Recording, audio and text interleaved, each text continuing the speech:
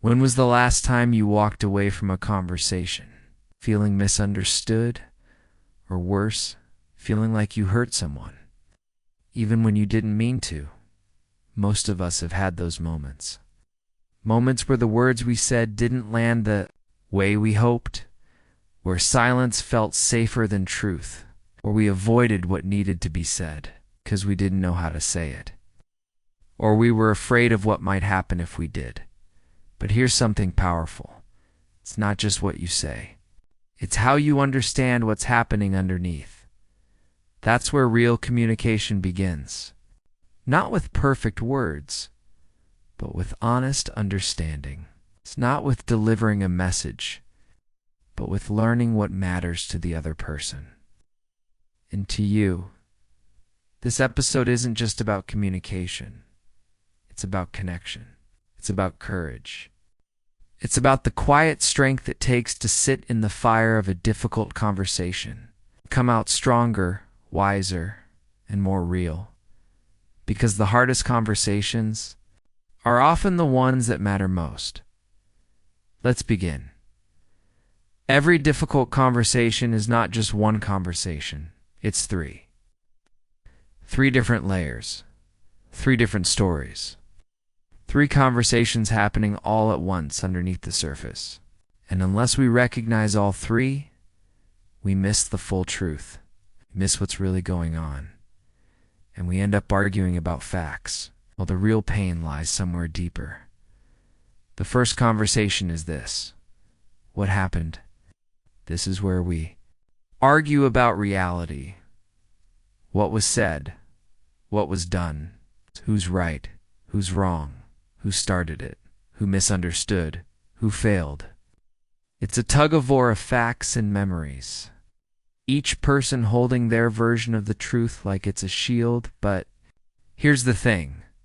Each of us walks into a conversation with our own story, our own perspective, and sometimes those stories don't match. Not because one is lying, but because we're all human. We filter reality through emotion, through past experience, through fear. So instead of asking what really happened, ask this. What's their story? What are they seeing that I'm not seeing? You don't have to agree, but you do have to listen. Because no conversation ever gets better when we're busy defending our own version of truth and ignoring someone else's. Now here comes the second conversation, and it's the one we rarely talk about, but it's always there.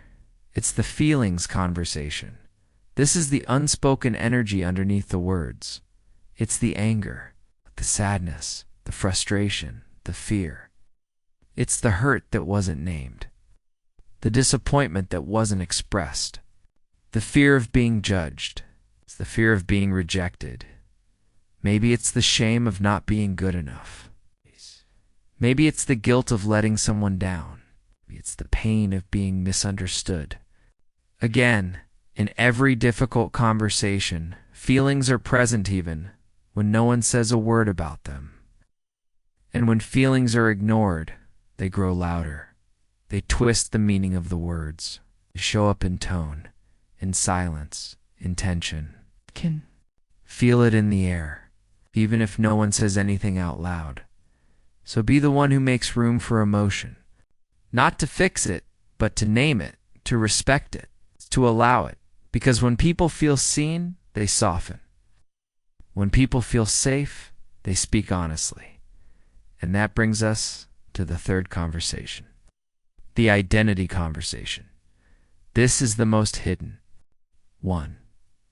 The one we don't even realize we're having. It's the conversation inside ourselves. It's the question, what does this say about me? Am I a failure because I made this mistake? Am I a bad person because I hurt someone? Am I weak because I cried? Am I not lovable because they're upset with me? So often, the hardest part of a difficult conversation isn't what the other person says. It's what we tell ourselves after they say it, the attack on our own identity.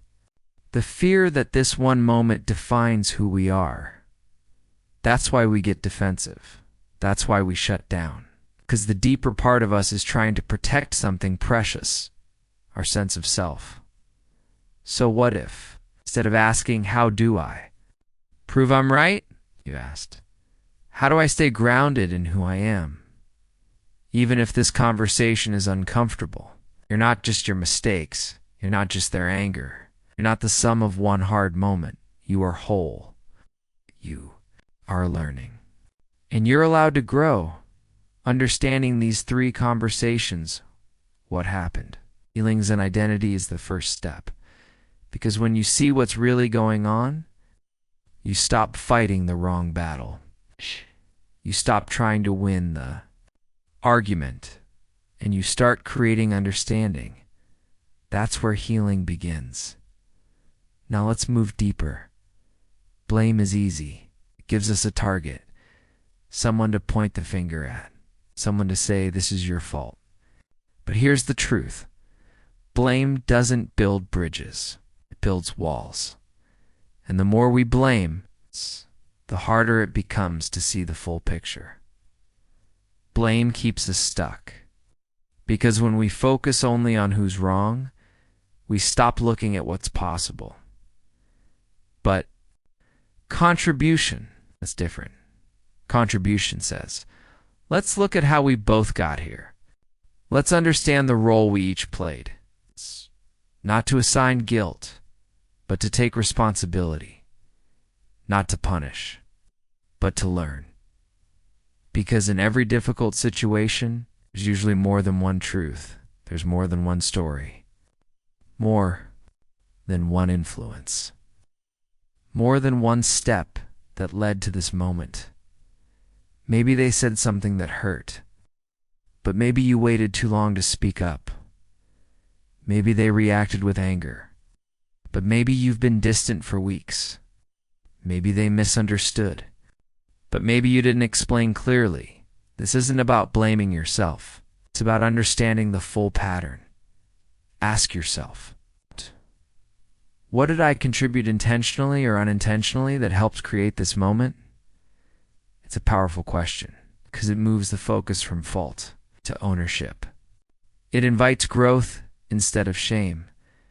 And when both people do this, when both look honestly at their part, that's where change happens. That's where trust begins to rebuild. But even if only you do it, even if the other person stays stuck, in blame, your clarity gives you peace. Your honesty gives you power. You're no longer waiting for them to change. You're leading the change by how you show up. Because real strength isn't in proving someone else is wrong. It's in owning your part, still choosing kindness. So the next time you feel the urge to say, this is all your fault, take a breath, step back, and ask instead, what part of this is mine? You'll be amazed how differently the conversation unfolds. Now let's take it one step deeper. Sometimes the words are simple, but the feeling behind them is heavy. You can hear someone say, I'm fine, but feel the pain in their silence. You can hear them speak with a calm voice. See the tears welling up in their eyes. Emotions don't always speak in words. Sometimes they speak in pauses, in tension, in body language, in what's not being said. And in difficult conversations, emotions are always present, even when people pretend they're not. Try to act tough or hide behind logic. Underneath the surface might be sadness, or fear, or disappointment, or deep frustration, or loneliness. And the biggest mistake we often make is trying to fix emotions too quickly, or worse, ignoring them altogether. But emotions aren't problems to solve. They're signals too.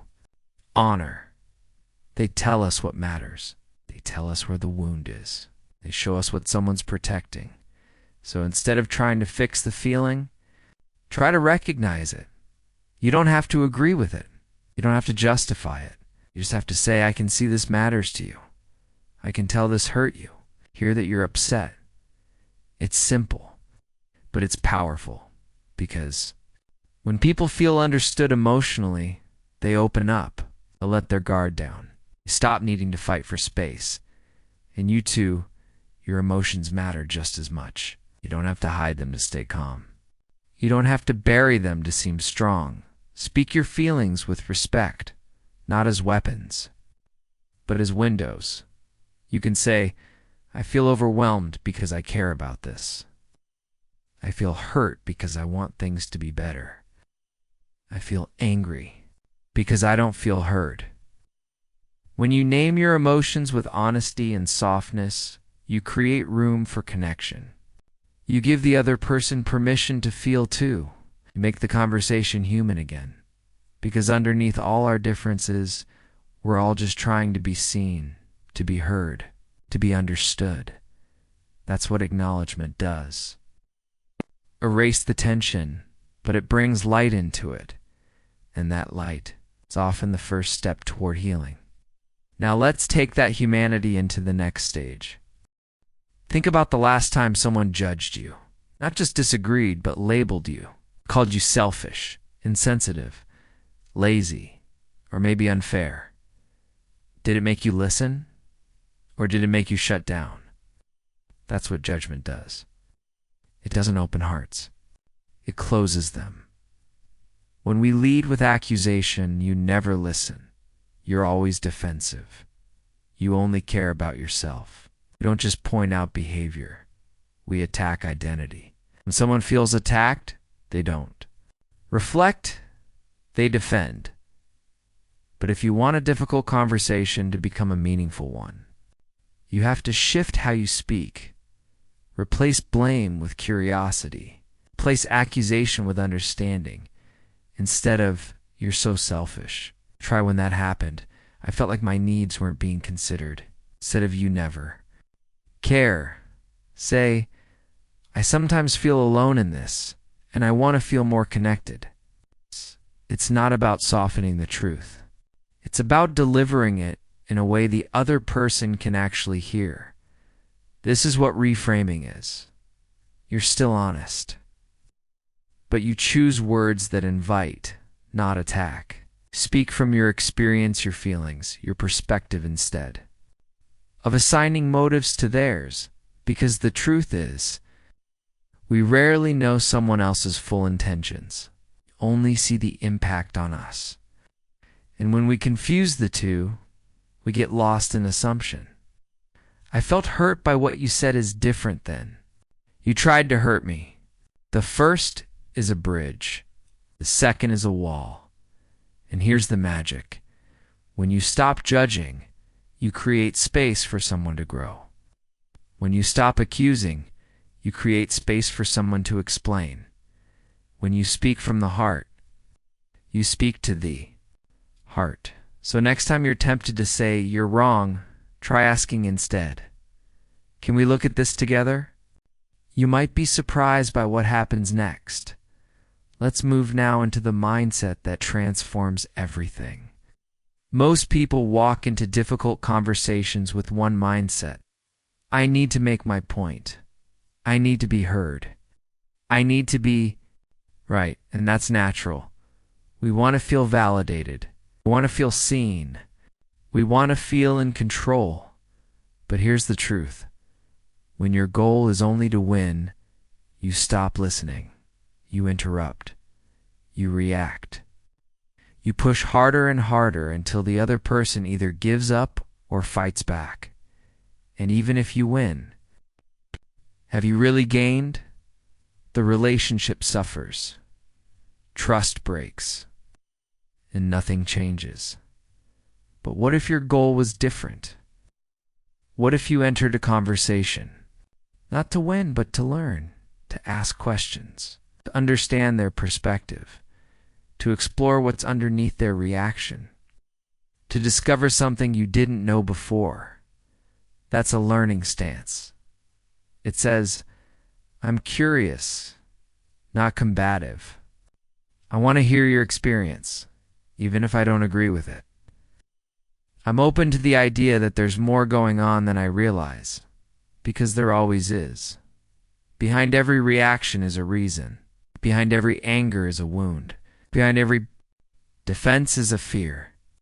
Behind every silence is a story waiting to be heard.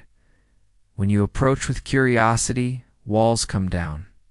People feel safe. Even the most tense conversations begin to soften. You can say things like, "Help me understand how you saw it." Can you walk me through your perspective? I want to make sure I'm not missing something important. These aren't tricks or invitations. They show humility. They show care. And when you truly listen, not to respond, but to understand, you change the energy of the entire conversation. Even when it's hard, even when emotions are high, even when the other person isn't meeting you halfway. Because here's the beautiful part. You don't need permission to be curious. You don't need approval to be kind. You can always choose to listen with your heart, and that choice changes everything. So many of us have learned to stay quiet. We hold it in.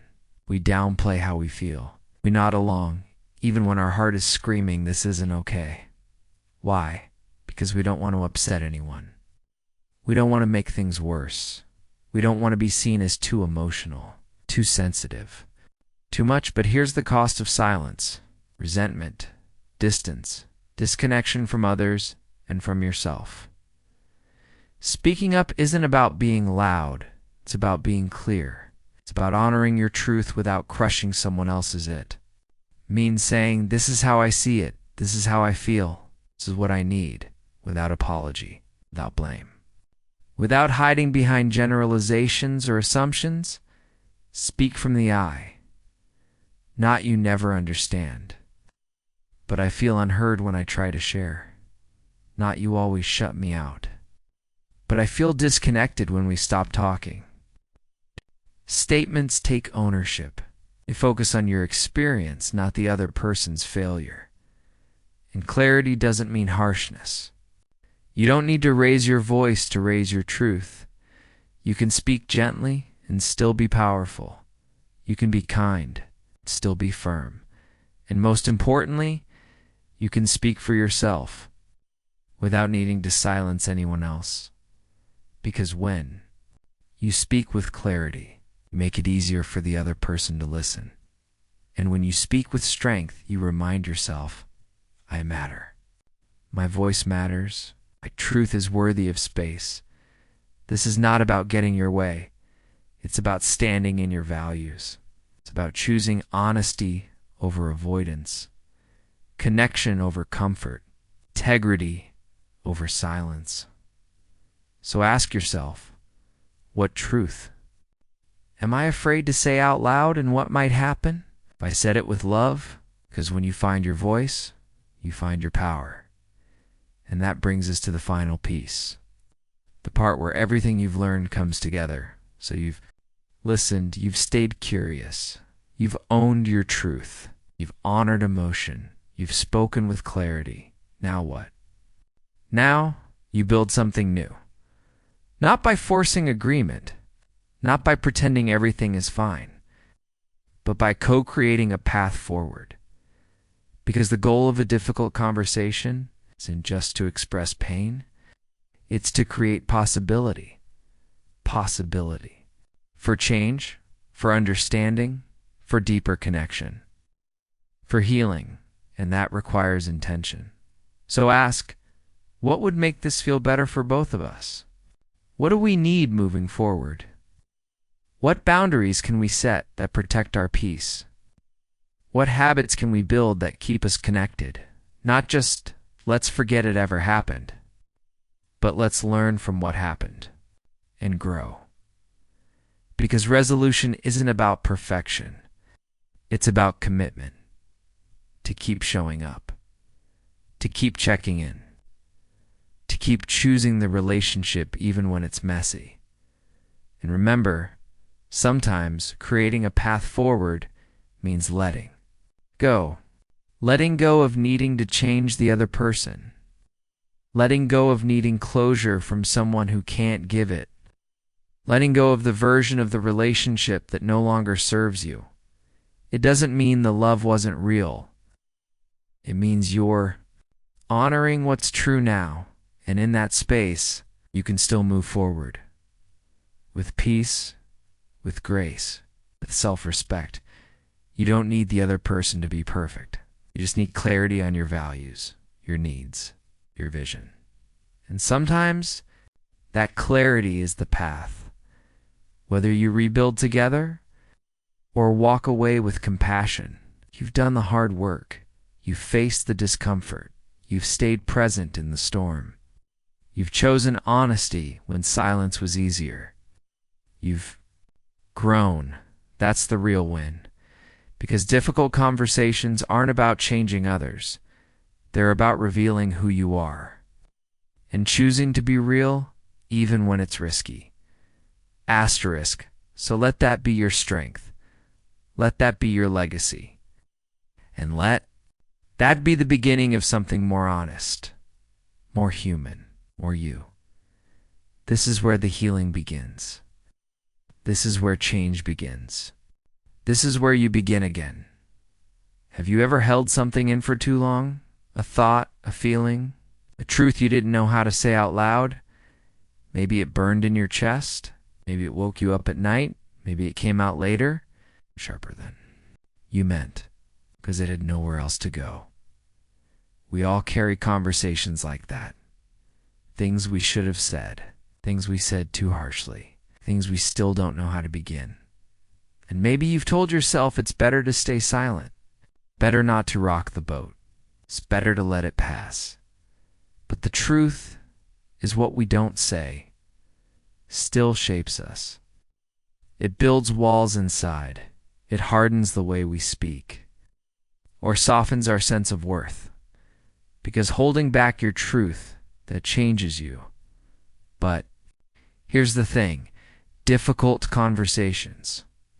They're not the problem. It's how we go into them. Most of us think we have to choose between honesty and peace, between truth and kindness, between speaking up or protecting the relationship. But that's not the real choice. The real choice is between growth and avoidance, between connection and comfort, between staying stuck or moving forward. This podcast is not just about how to talk. It's about how to be more you in the moments that matter most. It's about speaking truth without losing love. It's about creating space for emotion without letting it control you. It's about understanding, not just what to say, but what's really happening underneath the words. Because the most important conversations in your life are not the easy ones. They're the ones that stretch you, shape you, show you who you really are. Let's walk into them together. Let's take a breath and begin. Every difficult conversation, it's actually 3 conversations in one, not just the words, not just the argument, but the layers underneath it. You feel the tension in the room. You hear their words, but you're already preparing your response. You say something simple, and suddenly the other person gets defensive. What just happened? It's not just what was said. It's the 3 conversations that are always happening beneath the surface. The first is what we think of as the what happened conversation. You know this one? Right. It's the battle of versions. 2 people, 2 truths, 2 completely different stories about the same moment. I never said that. Yes, you didn't Tuesday after dinner. You're twisting my words. You're forgetting what you promised. Round and round. Facts, dates, details. Who's right? Who's wrong? But here's the thing. Memory isn't a camera. It's a filter. Every person brings their own lens based on past experiences, fears, expectations, and emotions. So when 2 people remember things differently, it's not always because someone is lying. It's because they lived it differently. They felt it differently. You might remember a conversation where you felt attacked. They might remember trying to help. You might recall silence as rejection. They might see it as giving you space. So the moment we say you're wrong, we close the door. But when we say, help me understand what you remember, we open it. It's not about proving your version. It's about being curious about theirs. And then there's the second conversation, the one almost no one talks about directly. But it's always there. It's the feelings conversation. This is where things get real. You might be talking about missed deadlines, but underneath there's frustration, there's disappointment, maybe even betrayal. You might be arguing over who forgot to call, but really you feel unimportant, invisible, unloved. We often ignore feelings in difficult conversations. We think they're messy, irrational, too complicated. But ignoring emotion doesn't make it disappear. It makes it louder. Emotions show up in the tightness of your chest, in your clenched jaw, the words you don't say, but wish you could. And sometimes we don't even recognize our own feelings until they come out sideways in sarcasm, in silence, in shouting. So what do? We name them. We say the thing we're afraid to say. I feel hurt. I feel scared. I feel ashamed. I feel like I don't matter. It's not weak. It's honest. It's human, because behind every strong emotion, there's a deep value, a need, a wound that wants to be seen. And then it's the third conversation, the one we have with ourselves, silently, sometimes unconsciously. It's the identity conversation. This is the one where we ask, what does this say about me? If I made a mistake, does that mean I'm incompetent? They're angry at me? Does that mean I'm unworthy? If I'm struggling in this relationship, does that mean I'm a failure? That voice in your head, that fear of being seen, as not enough. That's what makes hard conversations so painful. It's not just about the other person's words. It's about the identity threat underneath it. If I admit I messed up, does that mean I am a bad person? If I ask for what I need, does that make me selfish? If I express my boundaries, does that mean I'm cold? And so we protect, we defend. We avoid not because we don't care, but because we're scared. Scared that this moment defines who we are. But you are more than one mistake. You are more than someone else's opinion. You are not only what went wrong, you are still learning, still growing, still worthy of being heard. So what do we do with these three conversations? Become aware of them. We notice when we're fighting over facts when we could be asking about perspective. We notice when feelings are building silently, when they could be expressed with care. We notice when our identity feels under attack, and we remind ourselves of our wholeness, because awareness is the first step. And from that step, everything else becomes possible. Blame feels good in the moment. It gives you clarity, target, a sense of control. This happened because of you. This wouldn't have gone wrong if you just listened. If you hadn't done that, we wouldn't be here right now. Blame gives us temporary relief, but it builds permanent walls. It turns people into problems, and problems into battles. The moment you start trying to win, you've already lost something else. Connection, empathy, openness, the deeper truth. Blame is a trap, because it oversimplifies something complex. It says there's only one story. It's one side, one cause. But life isn't that clean. In every difficult moment, there are many moving pieces, many decisions, many small misunderstandings, many little silences that built into something loud, and usually we both played a part. Maybe you shut down because you felt hurt. Maybe they pulled away because they felt dismissed. Maybe you raised your voice because you felt ignored, but maybe they tuned you out because they didn't know how to respond. And suddenly, you're not looking at one villain and one victim. You're looking at a cycle, a system, a dance. That's the power of shifting from blame to contribution. It's not about guilt.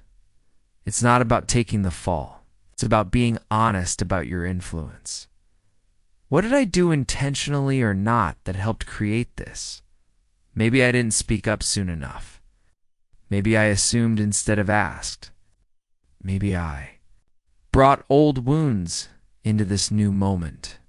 Maybe I was too focused on being right to see what they needed. It's not about beating yourself up. It's about seeing the full picture and owning your place in it. Because when you do that, you take your power back, not over them, but over yourself. You stop waiting for someone else to fix it. You stop needing someone else to admit fault. You become the one who says, I want to understand how we got here so we can do better. And that changes everything. Because when you model that humility, it invites the same in others, turns defensiveness into dialogue, attack into understanding. And even if they don't meet you there, even if they stay in blame, you still walk away with your integrity. You walk away knowing I showed up with truth, with self-awareness, the willingness to grow. That's strength. That's leadership. It's love. So the next time your mind says, they always do this, it's their fault, pause, breathe, and ask, what did I contribute? Because behind every problem, there's a pattern. And once you see your part in the pattern, you can begin to change it.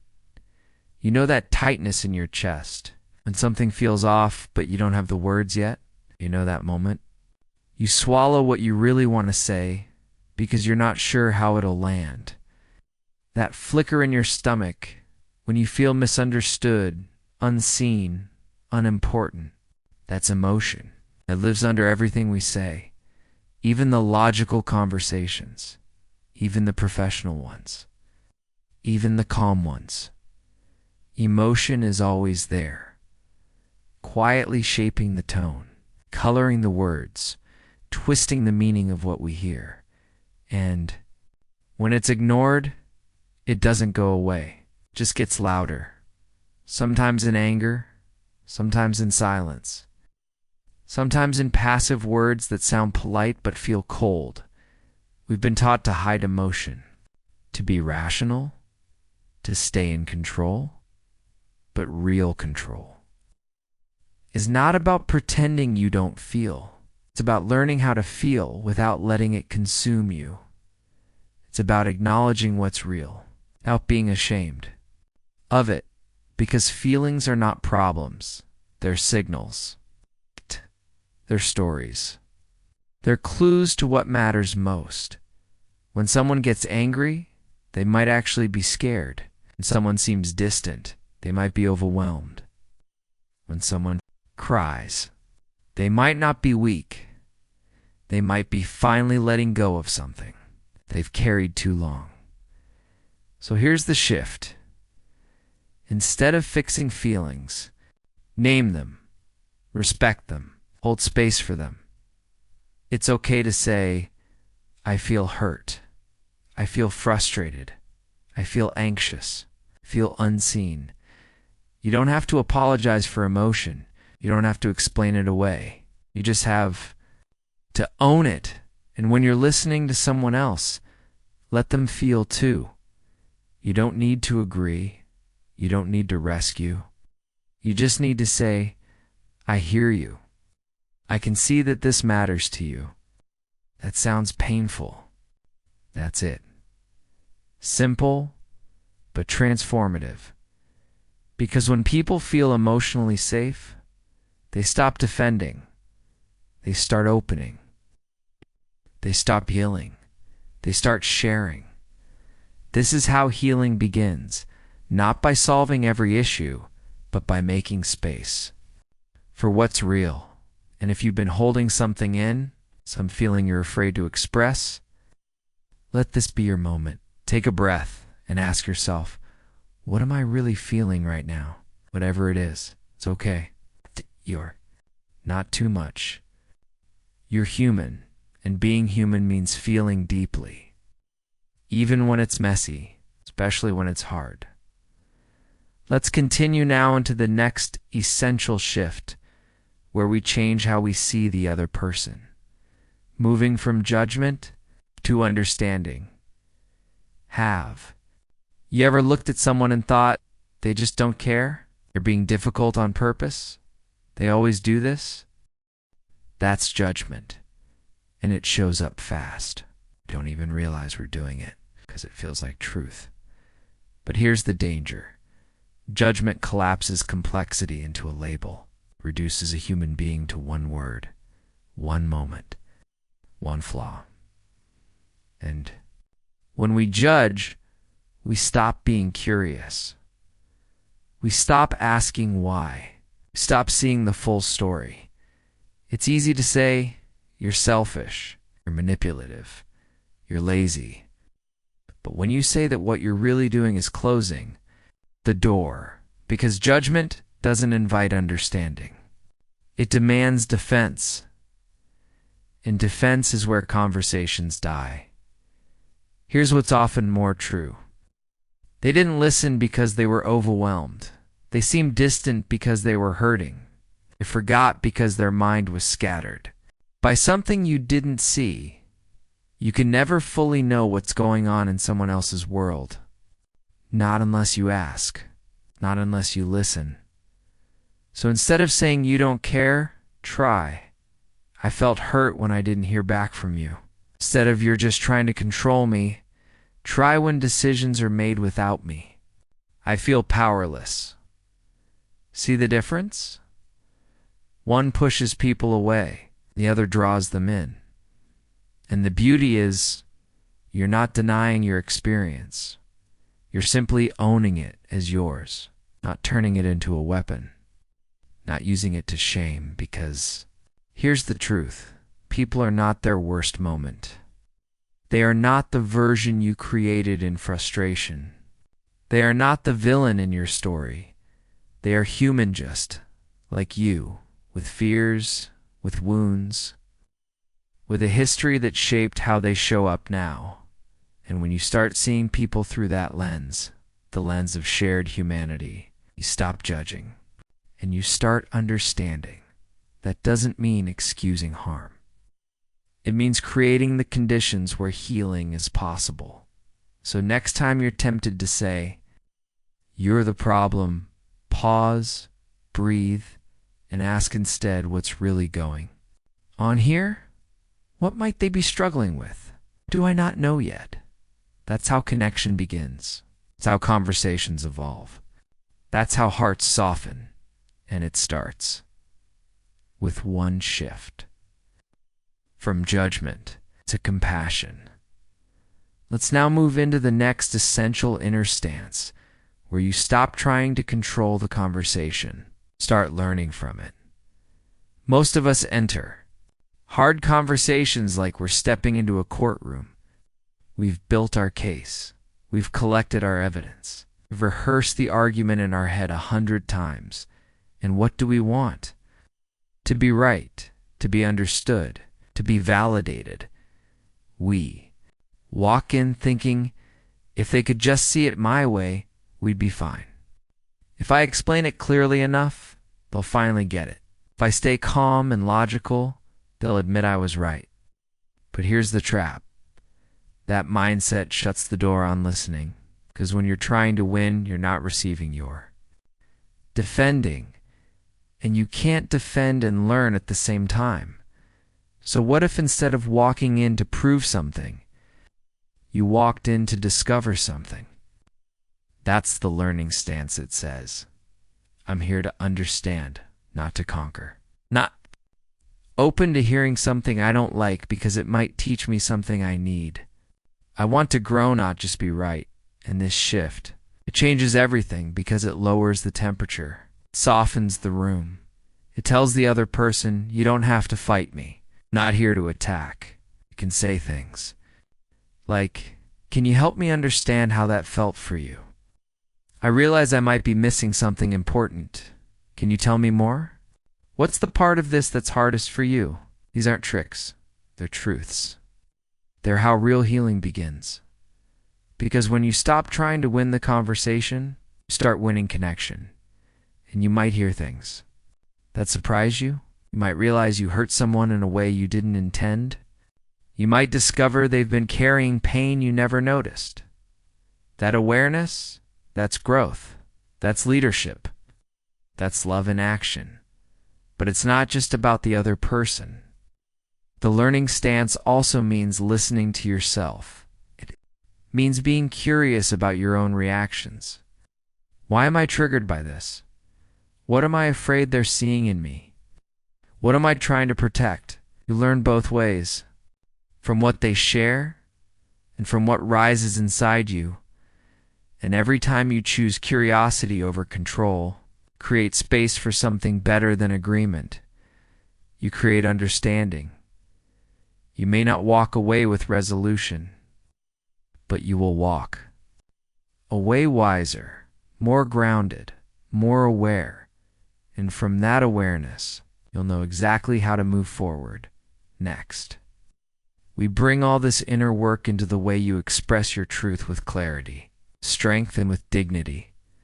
There comes a moment in every hard conversation when your heart wants to speak, but your fear whispers, stay quiet. What if they don't take it well? What if they think I'm too emotional? What if I lose them? So you hold it in. You soften it too much. You tiptoe around it, or you bury it altogether. But silence has a price. Build slowly, quietly, in tension. In moments where you feel yourself disappearing a little more, and the truth is, speaking up doesn't destroy connection. Withholding truth does. But here's what most people get wrong about speaking up. It's not about volume. It's not about volume. It's not About control. It's not about pushing your truth into someone else's space. It's about ownership. Speaking for yourself means you say what's real, clearly, gently, directly. Not to win. Not to shame. To reveal your experience honestly. That's strength. It's saying, this is how I feel. This is what matters to me. This is what I need moving forward. No blaming, no dramatizing, just truth, spoken with self-respect. Use I language. Not you never listen. But I feel unheard when I share something and it's dismissed. Not you're controlling. But I feel boxed in when I'm not part of the decision-making. You shift from accusing to revealing. You shift from attacking to inviting dialogue. And here's the real power. When you speak this way, you stay in your integrity, even if they disagree, even if they don't handle it well, even if it doesn't fix everything, because you didn't raise your voice, you raised your presence. You chose clarity over resentment, honesty over silence, self-expression over self-erasure. That's what changes relationships. It's what rebuilds trust. That's what frees you. So if you've been sitting on something, a truth that's been growing heavy inside you, let it rise, breathe, ground yourself, and when you speak, speak not to be right, but to be real. Let your voice carry your values. Let it carry your care. Let it carry the version of you who refuses to stay small in moments that matter. And from that place, you'll know what to say.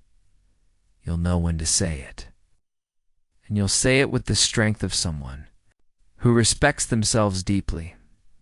Let's move now into the final step, where all of this becomes action in the way you shape the future. You've listened. You've spoken. You've honored emotion. You've stepped away from blame. You've owned your truth. Now comes the question, what happens next? This is where many conversations stop.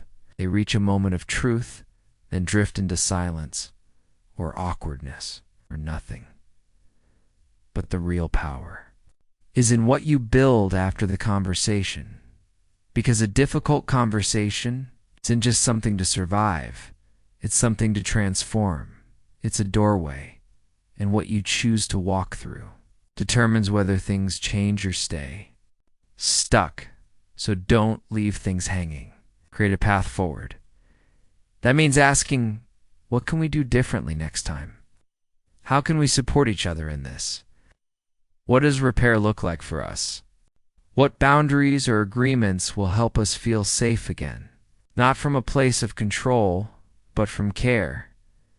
You don't have to fix it all, but you can take the next right step. Maybe it's as simple as saying, I want to check in more often. Or, I need a little time before I respond when things feel tense. Or even, I don't know exactly how to move forward yet. But I want to try with you. You're not trying to erase what happened. You're trying to evolve from it. Together. But here's the truth. Sometimes the other person won't want to walk with you. Sometimes they'll stay stuck. Sometimes they'll withdraw. Sometimes the conversation will be honest. But the outcome won't be reconciliation. And that's okay. Because you can still create your own path forward. Maybe it means accepting someone's limits. Maybe it means letting go of a version of the relationship that no longer fits. Maybe it means choosing peace over permission. Clarity over closeness. Respecting yourself, whether or not they do. Not every difficult conversation ends with resolution. But every single one offers revelation. You learn, you grow, you get clear about who you are, what you need, what you're no longer willing to carry quietly. And sometimes, that's the most powerful outcome of all. Because you were honest, were real, were willing to face what most people run from. That's not weakness, that's wisdom. Yes. Courage, that's maturity. You're not just getting better at communication. You're becoming someone who's deeply rooted, emotionally intelligent, clear, kind, and awake in that version of you. That version will carry you through everything else in life, so next time a conversation feels hard, don't run from it. Don't rehearse how to dominate it. Enter it with heart. Enter it with honesty. Enter it with the kind of presence that says, I'm not here to win. I'm here to connect, to grow, to speak what matters, and to listen for what I've missed. How we change relationships. That's how we rebuild trust. It's how we become leaders, not by position, but by presence. You now know how to walk into difficult conversations, not perfectly, but powerfully. You are ready. There's a moment you remember, not because it was loud, but because it stayed. A conversation, a pause, a silence that said too much, or maybe not enough. Maybe it was something you wanted to say but didn't.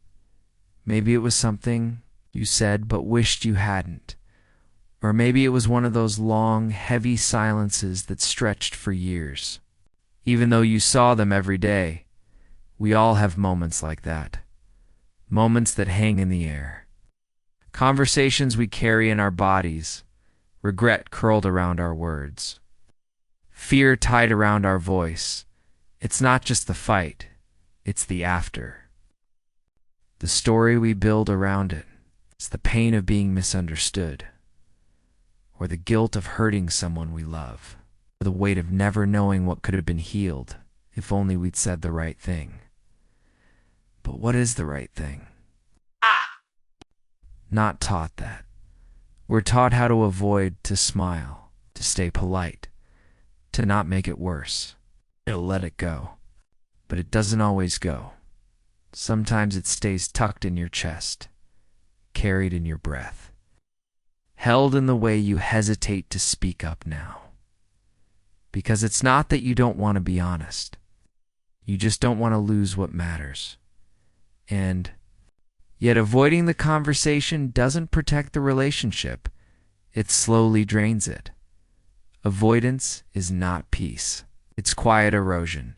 It's the slow breakdown of trust, of closeness, of truth. So how do we face what's hard? How do we talk about what really matters without losing ourselves or the people we care about? This is what this journey is about. Not how to win an argument. Not how to always stay calm. Not how to pretend you're okay when you're not. This is about something deeper. How to walk into discomfort with clarity, with courage, with compassion. How to speak in a way that opens the door instead of slamming it shut. How to listen in a way that melts defenses instead of feeding them. How to be real even when it's risky. Because here's the truth. Every relationship you care about will, at some point, require a difficult conversation. It's not a flaw. It's not a failure. It's just part of being human. It's part of being close. It's part of loving and being loved. So the question isn't, can I avoid hard conversations? The question is, can I show up for them differently? Not with fear, not with blame, not with shame, but with presence, with self-respect, with a willingness to grow.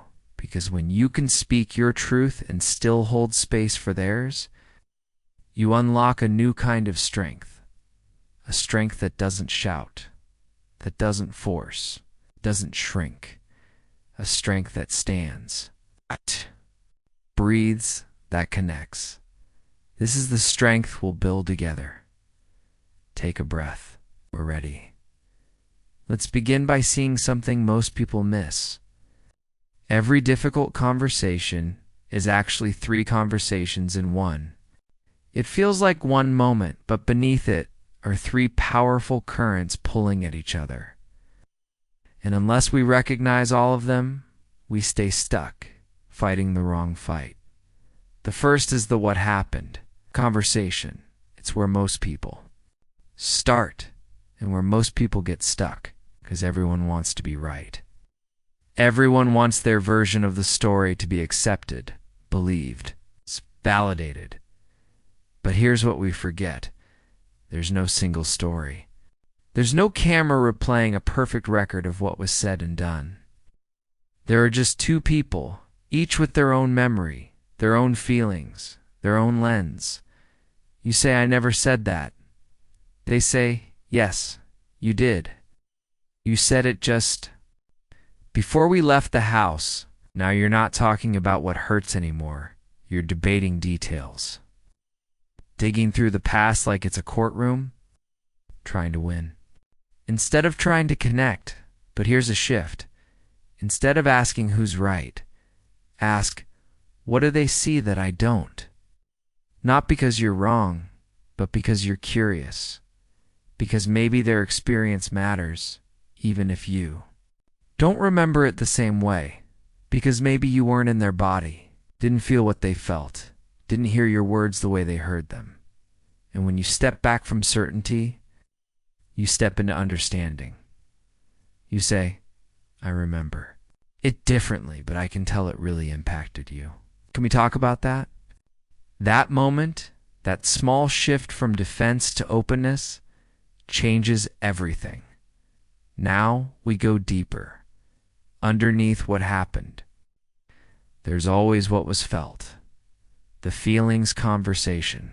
This is the one we try to avoid, because feelings are messy, unpredictable. They make us vulnerable, so we pretend they're not there. We stay in the facts. We argue the surface, keep things rational, but emotion doesn't disappear just because we ignore it. It just waits, and it grows. And it finds its own way to speak. Sometimes it speaks through raised voices. Sometimes through silence, sometimes through tears, sometimes through sarcasm or withdrawal. but it always speaks. Because every hard conversation has an emotional core. You might be arguing about schedules, but what you really feel is unappreciated. You might be discussing a mistake, but underneath you feel ashamed, afraid of not being good enough. You might be having a calm discussion, but deep inside you feel resentment building, or sadness, or fear of being abandoned. And the other person feels it, even if you don't name it. So what happens when we do name it? Magic. You say, it's hard for me to talk about because I feel really hurt. Or, I'm not angry. I'm actually sad. I feel like I'm not important to you.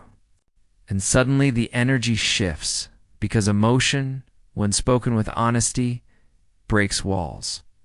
It softens the conversation. It makes you human, not a fighter, not a lawyer, not a robot trying to stay in control.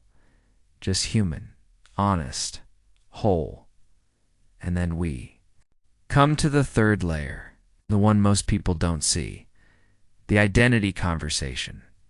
This one isn't spoken out loud. It's the one happening inside you. It's the fear. It's the doubt. The whisper in your mind that says, if I admit I was wrong, does that mean I'm a failure? If they're upset with me, does that mean I'm a bad person? If I speak up, will they think I'm selfish or too sensitive? This is the most painful part because it's not about them. It's about how this moment threatens your sense of self. You're not just trying to fix a problem. You're trying to protect your identity. You want to be seen as competent, as kind, as good, as loving, as loyal. And when a conversation puts that at risk, you defend, not just your side, but yourself. That's why it hurts so deeply. Why? We avoid it. Because we fear what this moment says about who we are. But what if it doesn't define you? What if you could mess up and still be a good person?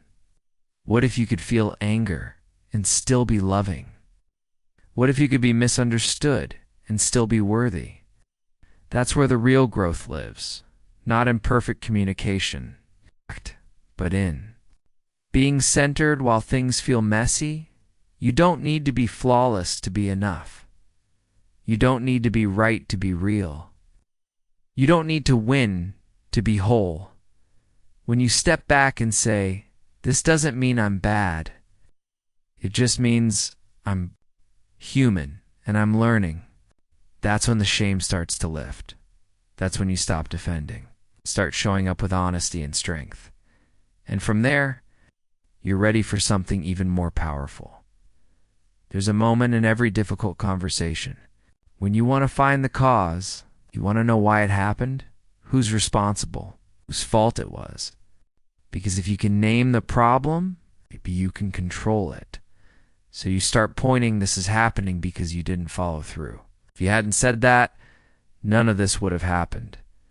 You're the one who always does this. And for a moment it feels powerful. Like you're right. Like you've drawn the line. Like you've cleared the fog.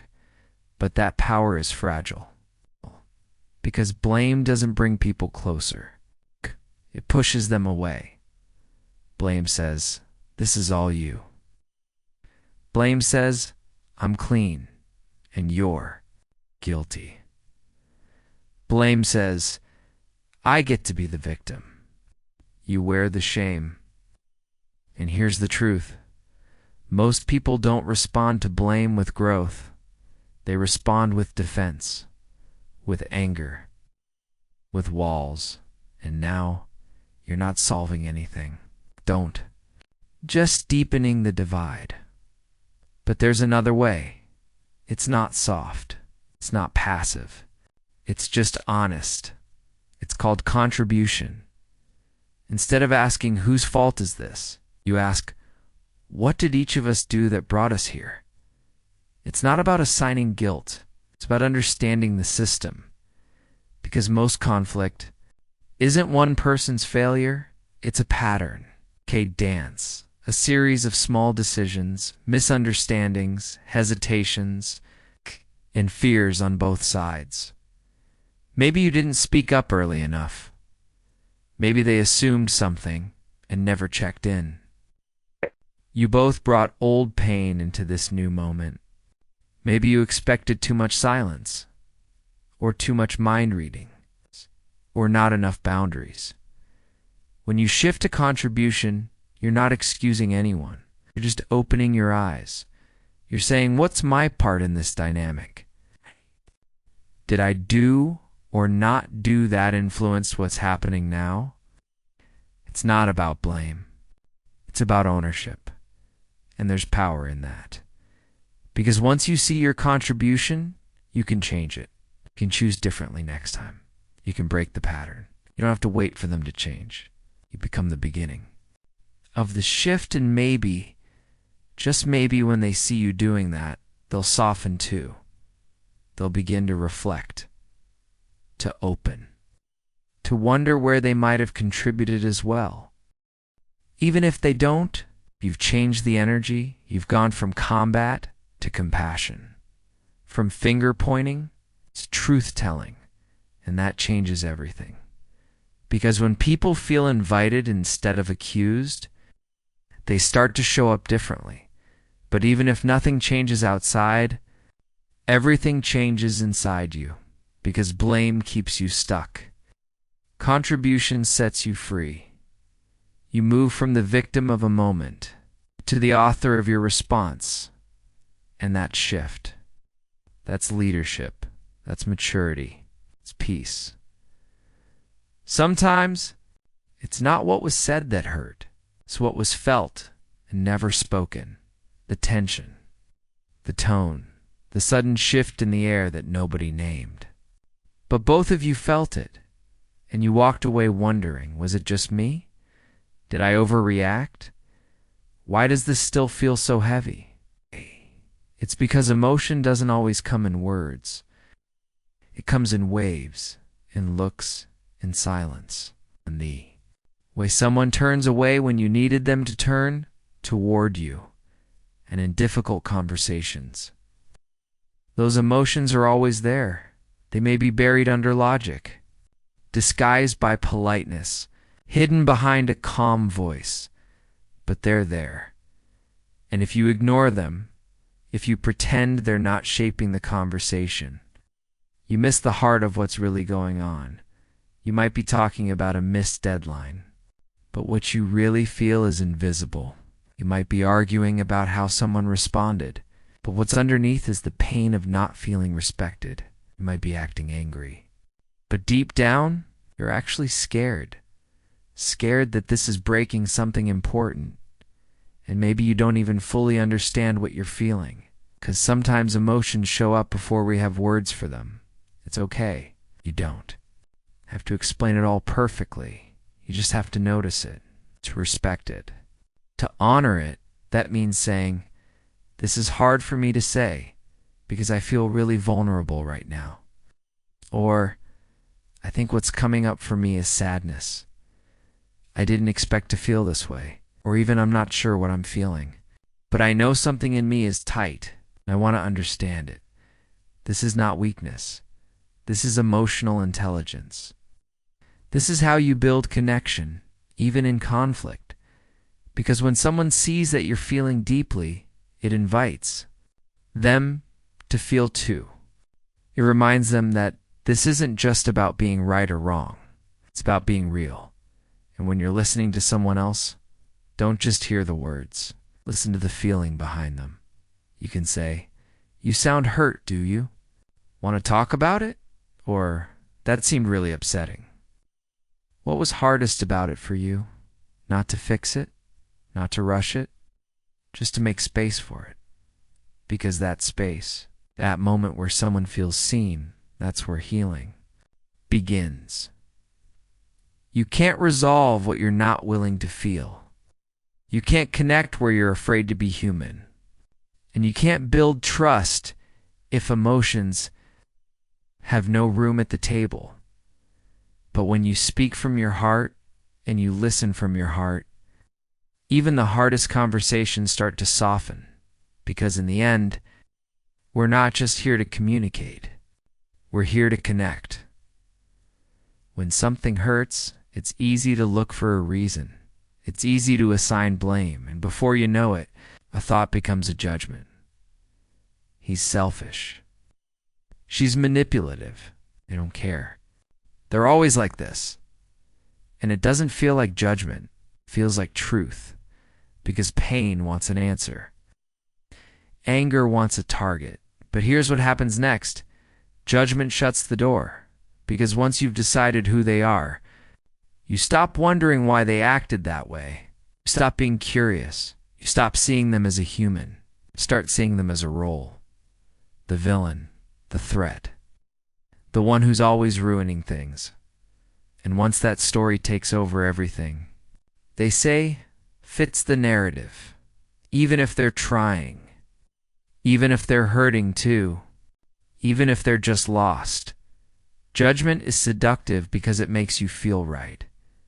Accusation gives you the illusion of control, but it costs you something deeper: connection, clarity, peace. So here's a shift. Instead of saying, you're selfish, say, I felt dismissed when my needs weren't acknowledged.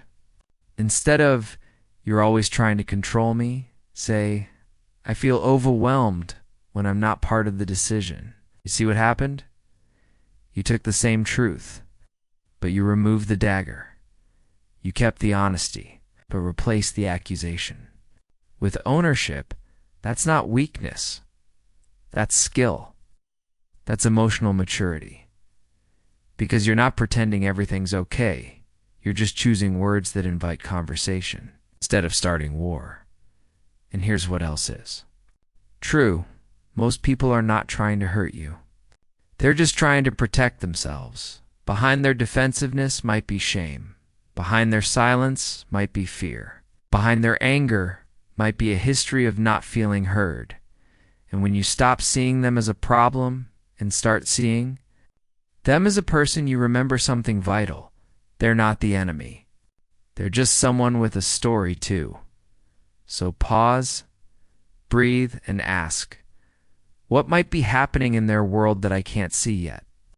What pain are they carrying that's shaping how they're speaking to me? This isn't about excusing harm. It's about understanding context. And when you understand context, you speak more gently. You ask better questions. You feel less attacked. You start to see that this conversation isn't about proving who they are. It's about uncovering what's real. And when you speak from that place, your words carry a different weight. Sharp but deep. Not loud but clear. That's how you stop turning people into enemies and start inviting them to be partners in growth. You felt it before, that edge in your voice, that fire in your chest, that urge to make your point, to defend your side, to prove that you're right. And maybe you were right. Maybe your facts were solid. Maybe your logic was flawless. But the conversation still fell apart. Why? Because being right isn't the same as being heard and proving your point. Isn't the same as creating understanding. Here's what no. One tells us, you can't learn when you're defending. You can't grow when you're trying to dominate. You can't connect when you're trying to control. But that's how most of us show up in difficult conversations. Become armed. Ready? Prepared to make our case. And we mistake that preparation. It's for presence we prepare to speak. But we forget to prepare to listen. We rehearse what we'll say, but not who we want to be. That's where the learning stance comes in. The learning stance says, I might not see everything clearly yet. There could be something important I'm missing. Even if I'm right about some things, I still want to understand what's real for you.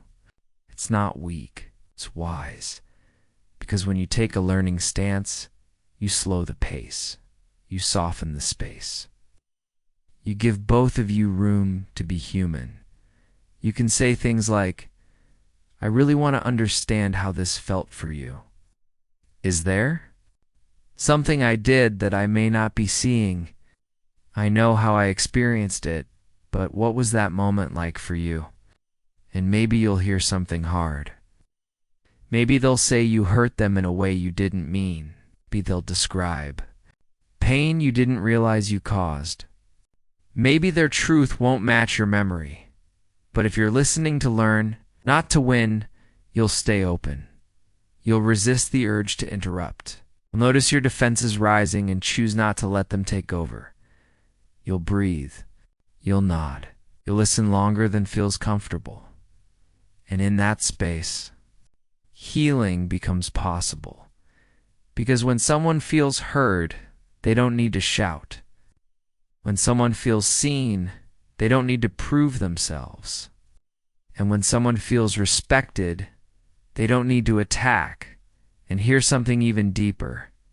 The learning stance isn't just about learning about them. It's also about learning about yourself. You ask, why did I react so strongly?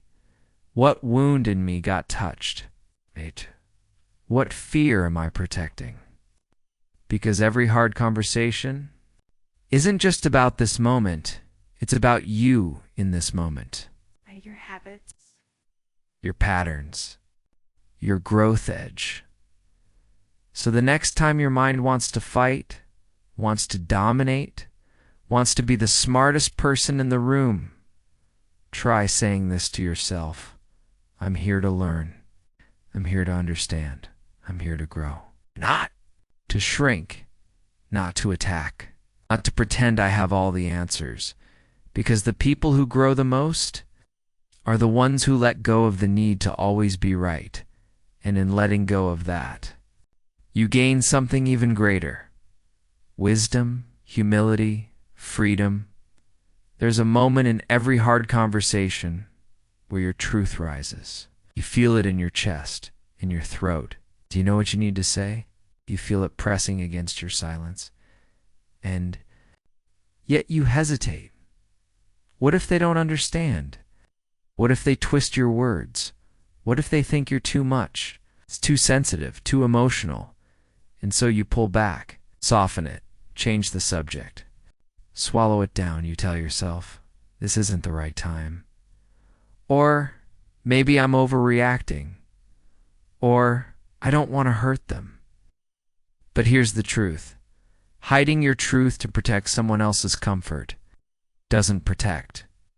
The relationship puts it at risk. Because silence creates distance. It creates tension. It creates stories in your head that slowly erode trust. But speaking up, that creates clarity. Not always comfort. Not always agreement. But honesty. And that's where real connection begins. Now, speaking up doesn't mean getting loud. Doesn't mean dominating. Doesn't mean turning emotion into a weapon. It means saying what's real without blaming, without performing, without apologizing for being human. It means speaking from you. I feel, I need, I notice, I hope. These are not soft words. These are strong words because they take courage. They take clarity. They take self-respect. It's saying I feel hurt when I don't feel. Included, I need space when I'm overwhelmed. I hope we can find a way to work through this together. It's not about pointing fingers. It's about planting flags. It's flags that say, this is who I am. This is what matters to me. This is how I want to move forward. And here's what's beautiful. When you speak for yourself clearly, you give the other person something solid to respond to. Not a cloud of tension. Not a vague complaint. But something honest. They may not agree. They may not like it. But they'll feel it. And even if they don't acknowledge it in the moment, they'll remember it. Because clear speech sticks, it echoes. It invites reflection. It sets boundaries without shouting. It teaches others how to treat you without demanding it. And yes, there will be risk. There's always risk when you speak your truth. But there's a bigger risk. In not speaking it, you risk disappearing, you risk resentment, you risk losing yourself just to keep the peace. But peace that costs you your truth is not peace, it's a performance. So take the risk. Speak slowly if you need to. Write it down first. Practice in the mirror. Take a deep breath before you begin, but speak. Speak like someone who knows they matter, who knows that clarity is kindness, who knows that their voice is a bridge, not a bomb. You don't have to be perfect, just honest, grounded, real. And from there, from that truth, you can finally begin building something new. The words have been spoken. The silence has been broken. The emotion has been felt. Truth has landed, and now there's space. Not empty space, but open space. Space to ask a question most people forget to ask. What do we do now? Because this is where many conversations fade. One person speaks their truth, and the other nods. There's a quiet pause. And then life moves on, but nothing really changes. The wound stays. The pattern repeats. The distance grows. But it doesn't have to, because every difficult conversation offers a door. A chance to not just understand each other, but to rebuild together. And rebuilding doesn't mean erasing the past. It means learning from it. Not to punish each other, but to grow. It starts with questions. Not big ones, just honest ones. What would make this better for you? What can I do differently next time? What do you need from me now? What boundaries can we both agree on? Sometimes the answer is small, shift in, tone, a habit of checking in, a moment to pause before reacting. Other times the answer is bigger, changing how you make decisions, being more intentional about time, owning patterns that have gone unspoken for too long. But whatever the answer is, you build it together, not through promises, but through presence, not through perfection, but through practice. Because relationships are not built in grand moments. They're built in the repair. In the conversations that happen after the conversation, and how you show up when it's no longer urgent but still important, and yes, sometimes creating a path forward doesn't mean staying connected in the same way. Sometimes it means letting go with love, with peace, with clarity. Not all relationships are meant to be preserved, but they are meant to teach us, to shape us, to help us grow into someone more honest, more grounded, more awake. And if all this conversation did was help you speak your truth, understand your role, or see the humanity in someone else again, then it was worth it, because now you know. Something you didn't know before. You know that difficult conversations aren't problems. They're doorways to deeper truth, to stronger boundaries, to braver love, and now you carry that strength with you. It's not just in words, but in how you walk into the world. So next time something feels hard to say, don't run from it. Don't wait for the perfect moment. Don't rehearse so long that you miss your chance. Pause, breathe, remember who you are, and speak. Not with fear, not with force, but with the calm confidence of someone who has done the work, who has learned how to listen, who has learned how to stay, who has learned how to grow. Because now you are that person. And that person can handle any conversation that matters. There are moments in life that don't leave bruises on the outside, but they echo for years inside. A sentence that was never said, a truth that was swallowed, a silence that was too loud, or a conversation that ended everything, but never really ended. We all carry these moments, And if you're human, you've had a difficult conversation, or avoided one, or walked away from one, wondering what just happened, wishing you could go back and say it differently. But no one teaches us how to have these moments. Not in school, not in families, not in the workplace, not in love. We're taught to be polite, to stay calm, to choose peace over honesty, to let it go, to be the bigger person. But what happens to all those words we never say? Do they go? They don't disappear. They build walls. They become stories. They harden inside us, and one day they come out. Not in the way we want, but in the way they've been buried, sharpened, hurt, explosive, or silent and cold. But what if it didn't have to be that way? What if we could speak honestly without losing love? What if we could express pain without attacking? If we could hear someone else's truth without shrinking? That's what this episode is about. Not how to win a conversation, not how to avoid conflict, but how to step into it with awareness, with emotional clarity, strength, because the conversations we're most afraid of are usually the ones we need the most. They're not threats. They're invitations to grow, to connect, to heal. And it begins right here with you and your voice, your willingness to lean into the fire, not to burn, but to become something stronger on the other side. Let's take this journey. One breath at a time. There's something you've probably done, not once, not twice, but so many times. You stopped counting. You thought about saying something. You rehearsed it in your head. You felt it in your chest. Say it, because the words felt too sharp, or too big, or too risky.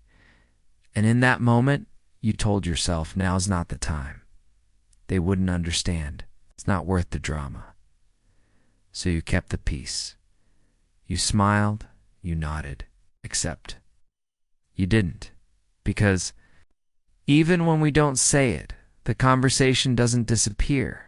It stays. It hides inside our silence. It leaks into our tone. It whispers in our thoughts, and it builds up. Until it's no longer a quiet feeling, it's a weight we carry. Some conversations never happen out loud, but they live in us anyway, and what makes them difficult isn't always the other person. It's what's happening inside us. The fear, the confusion, the pressure to be kind and honest and calm. It's brave, all at the same time. It's the tension between truth and peace, between clarity and closeness, between what you feel and what you think you're allowed to say. So let's pause here. Let's tell the truth. Most of us were never taught how to do this. We're taught how to speak politely, not honestly, how to debate, not listen, how to win, not connect. But there's a better way. A way to speak without shaming, to listen without shrinking, to be clear without being cruel, to stay rooted even when the conversation is hard. And this podcast is that way. It's not a list of tips. It's a shift in how you see the conversation, how you understand yourself, how you choose to show up when everything feels heavy. Because the conversations we avoid don't go away. They shape our relationships. They define our self-respect. They decide what grows and what silently breaks. So if you're ready to stop avoiding, to stop exploding, to stop pretending you're fine when you're not, then this is your moment. Let's begin. There's something you need to know. Every difficult conversation you've ever had wasn't just one conversation, it was three. 3 conversations, layered on top of each other, all happening at the same time, all pulling on you in different ways.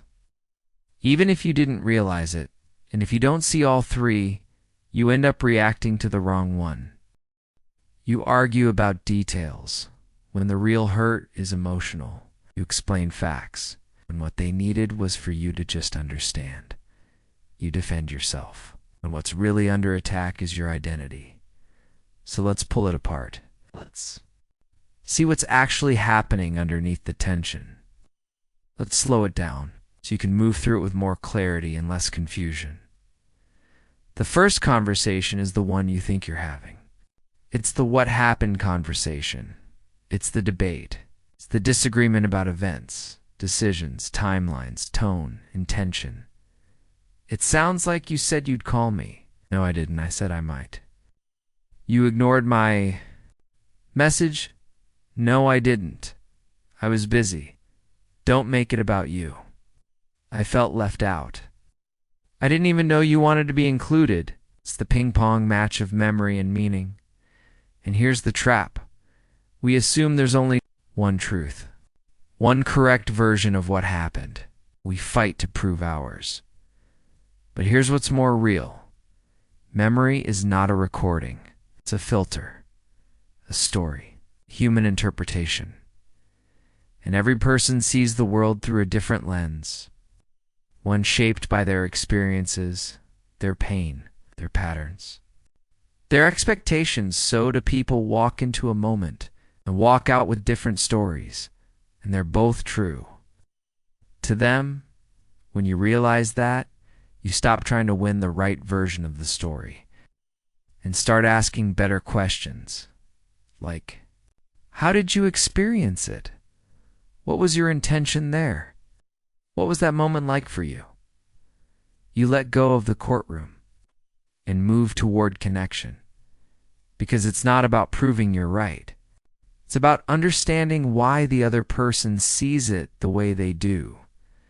Now let's go deeper, because under what happened is something more personal.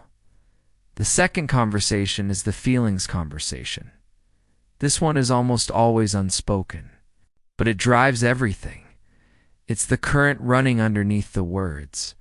It's the emotion that slips into your voice. It's the pain behind your pause, the weight behind the silence.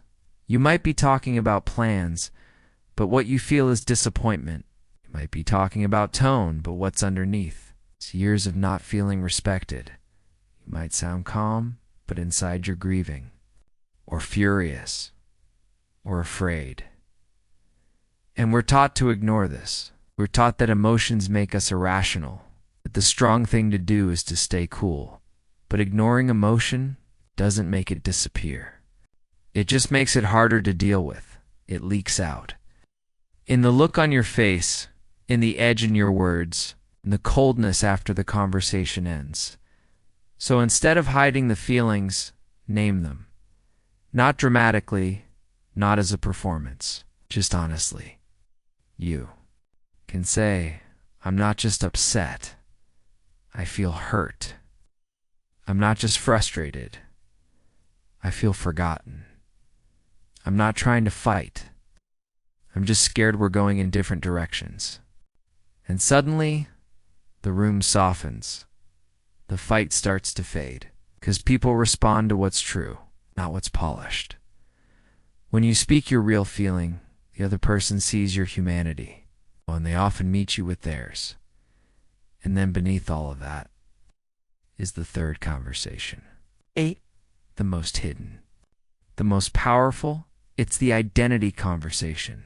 It's the silent story you're telling yourself about you. It's the fear that says, if they think I messed up, does that mean I'm not capable? If they're upset with me, does that mean I'm a bad person? If I admit I was wrong, does that mean I'm weak? This is the conversation that makes your heart race. It's the one that stirs your shame. The one that makes it feel personal, even when it's not meant to be. This is why we get defensive, why we justify, why we shut down. Not because we don't care, but because we do too much. Because when your identity feels under attack, you go into protection mode. And here's the shift. You don't have to see disagreement as danger. You don't have to let a difficult moment define your worth. You can tell yourself, this is uncomfortable, but I'm still a good person. It may have made a mistake, but I'm still learning. I can receive this feedback without collapsing. When you ground yourself in who you are, can face what's hard without falling apart, and that's where your strength lives. There's a moment that happens in almost every hard conversation. You feel it build, you feel your chest tighten, your voice sharpens. And before you even think about it, you say it. This is your fault. You're the reason we're in this situation. If you had just listened, none of this would have happened. And maybe it's true. Maybe they did mess up. Maybe they weren't fair. Maybe they crossed a line. But here's the trap. Blame makes us feel powerful, but it makes the other person feel attacked. And the moment someone feels attacked, they stop listening. They stop reflecting. They stop being open. They shift into defense. And once both people are defending, nobody is listening. Nobody is learning. Nobody's growing. So here's something. Honest. Blame is a shield. We use it when we're hurt, when we're scared, when we don't want to look at our part because looking at our part feels like weakness. But it's not weakness. It's wisdom. Because here's what most people never learn. You can be hurt and still have a role in what happened. You can be right about some things, still be part of the pattern. Contribution doesn't mean fault. It means awareness. It's saying, okay, they may have acted poorly, but where did I stay silent too long? Where did I assume instead of ask? Where did I replay an old wound on top of this new moment? Where did I bring my own story and forget? To see theirs? This is the most honest place you can stand. It's the difference between fighting and learning, between blame and growth. When you own your contribution, you become powerful again. Not because you control them, but because you take full responsibility for your presence. You stop waiting for them to change, and you start changing the way you show up. And maybe they'll never meet you there. Maybe they'll stay in blame, stay in ego, stay in defense. But that doesn't matter. Because when you lead with truth, you leave the room with clarity. You walk away lighter. You walk away stronger. You walk away knowing I didn't play the game, I broke the cycle. That's not just emotional intelligence. That's emotional leadership. Because contribution says, I am not perfect, but I'm present. I am not the whole problem, but I'm part of the solution. And when both people take that stance, conversations change. The tension turns into possibility. The fight turns into understanding. The conflict turns into a starting point. So next time you feel the blame rising in your throat, pause, breathe, and ask, what part of this did I shape? Not because you're wrong, but because you're brave enough to be honest. There's something we all carry, but often hide feelings, not just the surface ones, not the I'm fine we tell people. At work, not though it's nothing we whisper through clenched teeth, but the real ones, the ones that come late at night, when the noise is gone, when you're alone with the replay in your mind, when you feel the weight of what was said or not. Said, those feelings are always there. They live underneath our logic, underneath the stories we tell, underneath the calm, practiced face, and in difficult conversations. Those emotions are often the main event, even if nobody names them. Because when you're upset, it's not just about the words. It's about the feeling that came with them. The feeling that stayed. Maybe it's sadness, or guilt, or fear, or disappointment, or shame, or a mix of all of it at once. But most of us don't talk about it, because we're afraid if we start crying, we won't stop. We're afraid if we show what we really feel, we'll look weak or dramatic or out of control. So we keep the conversation on the surface. We talk about the facts, the logic, the timeline. We argue about details while our hearts quietly break. But the problem is, feelings don't vanish just because you don't name them. They don't disappear because you act strong. They don't go away when you suppress them. They just find another way out. Through your tone, through your distance, through passive-aggressive comments, through silence that feels like punishment. But here's what changes everything. When you make space for feelings, you open the door to something softer, more real, more healing. You say, "This is hard for me because I care." Or, "I feel sad about what happened, not because I want to fight, but because I miss how we used to be." Or maybe I'm not even sure what I feel right now. Something's heavy, and I want to try to name it. It doesn't have to be perfect. It just has to be honest, because when someone sees your emotion, not your anger, not your performance, but your real vulnerable emotion, they often shift, their defenses drop, their empathy rises, their posture softens. Because now, not about winning, it's about witnessing. And when someone is brave enough to name their emotions, you don't rush them. You don't try to fix it. You just stay with them. You say, "I hear you. I didn't know you felt that way. Really glad you told me. Thank you for trusting me with that." That's it. No fancy solutions, just presence, just care, just acknowledgement. Because most people don't need you to solve their pain. You just need to know it matters. That's what acknowledgement does. It makes the invisible seen. It makes the unheard feel valued. It makes the shutdown heart start to open again. So, whatever you're feeling, let it come into the conversation, not to dominate it, to deepen it. You are not too emotional. You are a human being with a heart, and letting someone see that heart. Not weakness, it's power. It's so easy to judge. It's fast.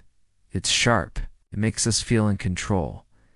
They ignored me. They must not care. They snapped at me. They're toxic. They didn't show up. They're selfish. They're always like this. They never change.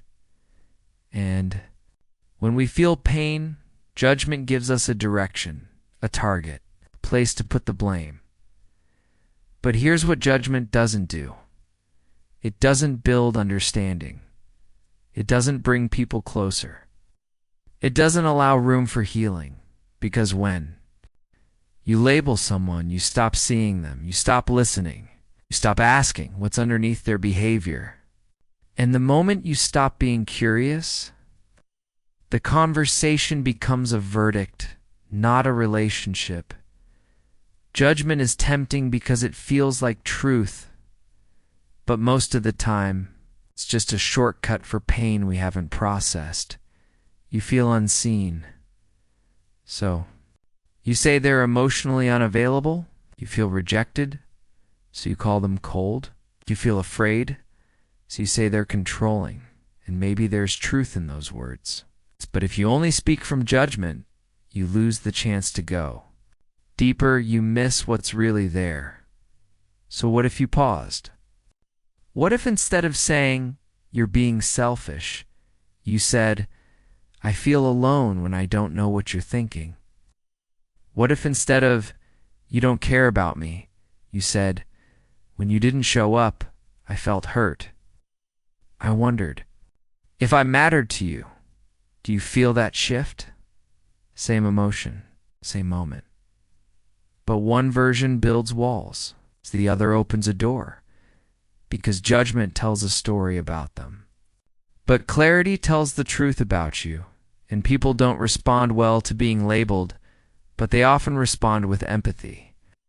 When you show them what you feel underneath, you don't have to soften the truth, but you can change the frame around it. Instead of accusations, use experiences. Instead of assumptions, use questions. You can say, I want to understand why you reacted that way. I know how it felt for me, but I want to hear your side. Or, I'm trying not to assume what this meant. Can you help me see it through? Your eyes. Because underneath that sharp edge, there's a story. And underneath that story, there's a person. They may be defensive. They may be shut down. May not have the tools to speak clearly yet. But they still have a heart. They still have history.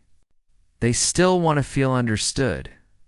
And if you can offer them that chance, even just a little, the whole energy of the conversation changes. You're no longer fighting over character. You're exploring human behavior. You're staying curious. And when you stay curious, you stay connected. So the next time judgment rises fast, ask yourself, what am I really feeling right now? What story am I telling about this person? And is there a gentler way to speak what's real? Because judgment may protect your pride, but compassion protects the relationship. And sometimes, that's the more courageous choice. Most people walk into a hard conversation already holding their conclusion. They've decided what happened. They've decided why it happened. They've already imagined how the other person will respond, and they're ready to defend, to convince, to prove. But here's what happens when you walk in with that mindset. You don't listen, you prepare. Your response while they're still speaking. You pick apart their words in real time. You interrupt. You tighten. You brace. And the whole conversation becomes a debate. And when that happens, nobody learns.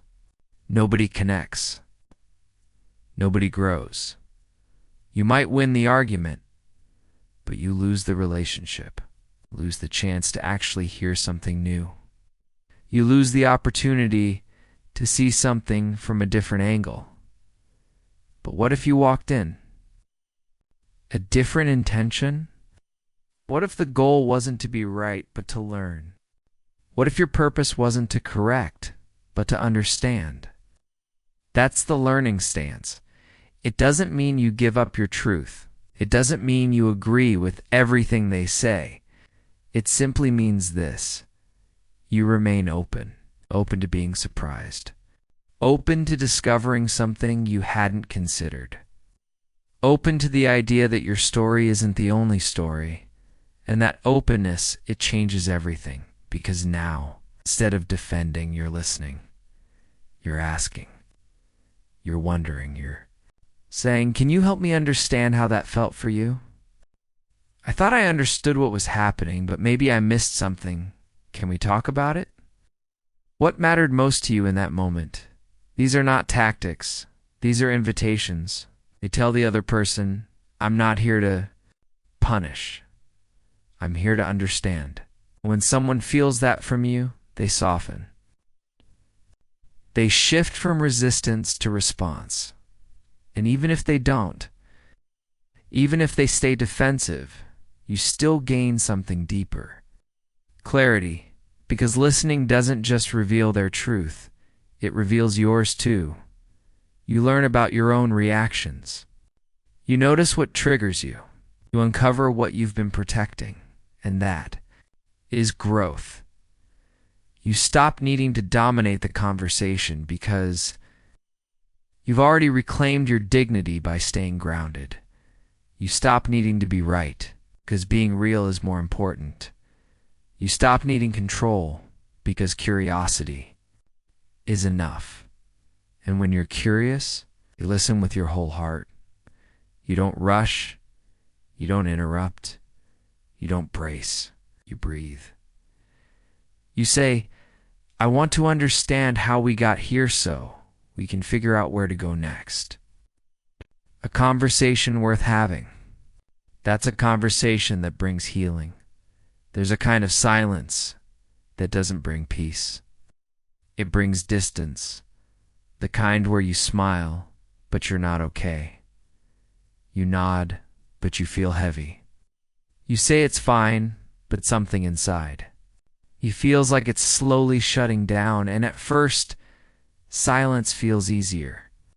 It avoids conflict. It keeps the moment calm, makes everything look okay. But silence has a cost. It builds quiet resentments. It creates confusion. It turns your needs into invisible weight you carry alone, and eventually turns into disconnection. Because people can't meet a need they don't know exists. They can't understand a pain you never name. They can't see a boundary you never speak. And here's the truth. You don't need to shout to be powerful. You don't need to dominate to be heard. You just need to speak with clarity, with presence. With ownership, speaking for yourself means this. You don't make someone else the villain. You don't collapse into the victim. You just tell your truth as it is. From where you are, it sounds like, I feel overwhelmed when plans change last minute. I need to know that I can say no without being punished. I want to talk about what happened, but I need time to sort through. My emotions first. Not aggressive, not apologetic. It's just clear. Because clarity is kindness. Self-expression is not selfish. It's responsible. You're taking responsibility for your feelings, your needs, your experience, without expecting the other person to read your mind. You're not trying to control them. You're just telling them what's real for you. And when you speak this way, you invite respect. You model integrity. You teach people how to treat you without raising your voice. And yes, it's vulnerable. It's hard to say this hurt me, or I'm not okay, or I need something different. But vulnerability is not weakness. It's a doorway to truth. And here's something else that matters. You don't need to have all the words figured out. You don't need to say it perfectly. You don't need to speak without trembling. You just need to begin. You can say, this is hard for me to talk about, but I want to try. Or, I'm afraid of saying, this wrong, but I care enough to say it anyway. It's powerful. It's real. That's what courage looks like. And whether they agree or not, whether they're ready to hear it or not, you still walk away with your truth intact. And that truth, it's the most respectful, most honest thing you can offer. So you spoke your truth. You stayed present. You listened. You felt. You took responsibility for your part. You let go of blame. You stepped into curiosity. You gave the conversation everything it needed. Now what?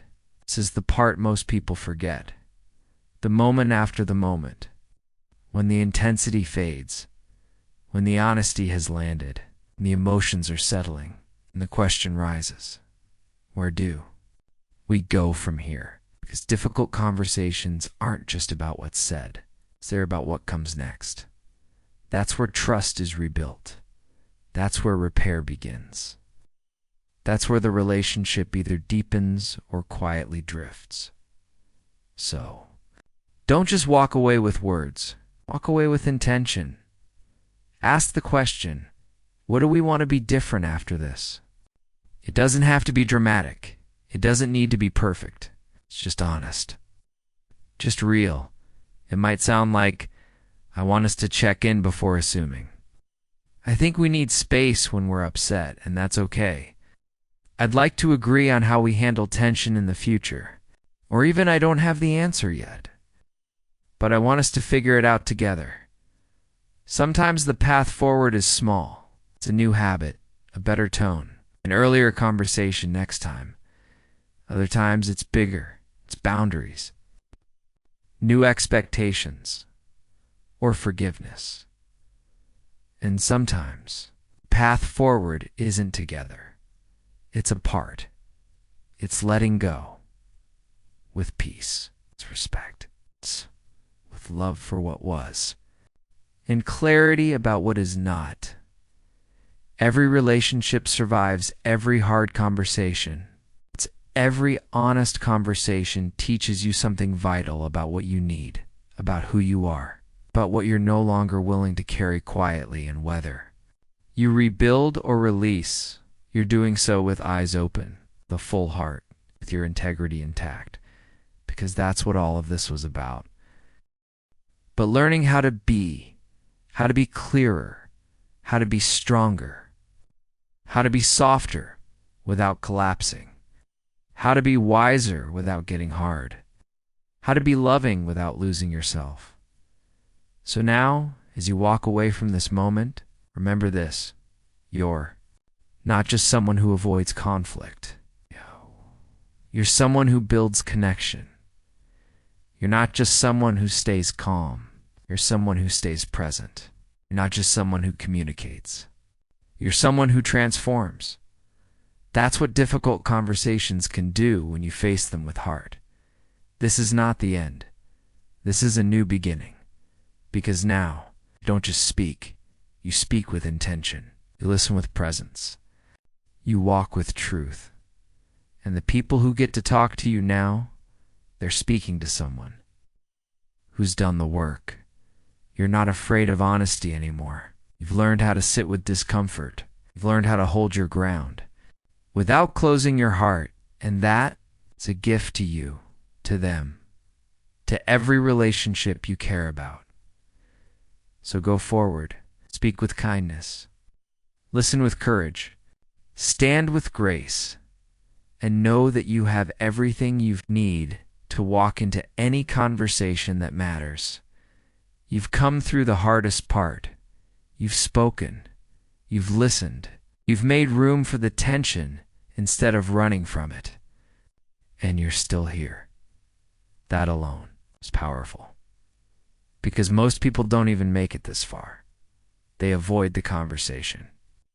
They bury it. They act like things are fine while resentment grows silently inside. But you didn't do that. You walked into it. Not perfectly. Not with all the answers, but with presence.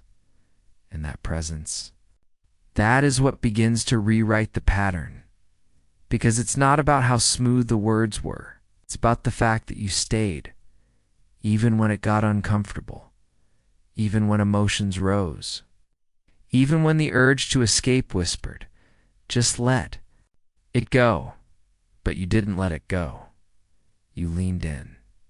And now, you're not who you were before.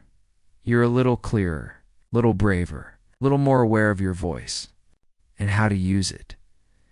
You felt what it means to take responsibility, not just for your actions, but for your energy, your tone, your presence, your silence, your choices.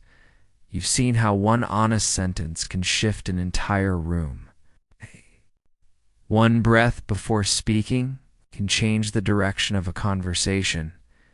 How one soft truth, spoken without blame, can melt the fences that have been there for years. This is how people grow. Not by avoiding conflict, but by stepping into it differently. By seeing it not as a threat, but as a threshold. And maybe the conversation didn't go perfectly. Maybe there were pauses. Maybe you got defensive at one point. Maybe it got messy. That's okay, because real change isn't clean. It's not a script you follow. It's a process you live, and if you're still carrying emotion, if you're still unsure about what happens next, that's not a sign you did it wrong. It's a sign that you're doing it deeply. Because when you show up with your whole self, there's no tidy ending. There's just honesty. Or from that honesty, there's movement. Maybe it's slow. Maybe it's subtle. It's there. And now, you know how to recognize it. The pause that holds a little more grace. The eye contact that lingers just long enough to mean something. The apology that doesn't come with defense. It's the way someone responds a little differently. Because you created a new tone. That's progress, not perfection. not immediate transformation. Just slow, steady unfolding. You're changing the way people experience you. Because you're changing the way you show up, not as someone who needs to control the room, but as someone who is safe to be real with. And that's rare. That's needed. That's beautiful. There's something that happens after a difficult conversation ends. Not right away. Not in the noise. But in the quiet. You sit alone, or you lie awake in the dark. Or you walk slowly to wherever you need to be next, but your mind is still in the room where the words were spoken, and you wonder, did I say too much? Did they really hear me? Did I listen well enough? You replay it, moment by moment, not to punish yourself, but to make sense of it, and that's okay. That's part of healing, because the real work doesn't always happen in the conversation. Sometimes it begins after, in the way you reflect, in the way you notice what felt real, the way you feel deep in your body that something in you shifted. Maybe you stood up for yourself. Maybe for the first time you didn't shrink. Maybe you finally named a feeling that had been trapped inside you for years, and maybe it wasn't dramatic. Maybe it was just one sentence, but you felt it. That quiet truth, that breath after the words left your lips, that sensation of, I said what needed to be said. That's courage. It's not the loud kind, but the quiet kind that lives in people who are growing. And yes, maybe they didn't respond the way you hoped. Maybe they were still guarded. Maybe they needed time. Maybe the relationship won't look the same, but that's not failure. That's reality. Because conversations don't always end with closure. Sometimes they end with clarity. Clarity is enough. Because now you know what's real. Now you know how you feel. Now you know what your limits are, what your needs are. What kind of presence you want to offer to the people in your life, and maybe the most. Powerful truth is this: you can't control how people hear you. You can't force anyone to understand. But you can speak your truth with love. You can express yourself without attacking. You can stand in who you are, even if someone else still can't see it. That's freedom. Not freedom from discomfort, but freedom from pretending. Freedom from silence that eats at your soul. Freedom from shaping your words just to be palatable.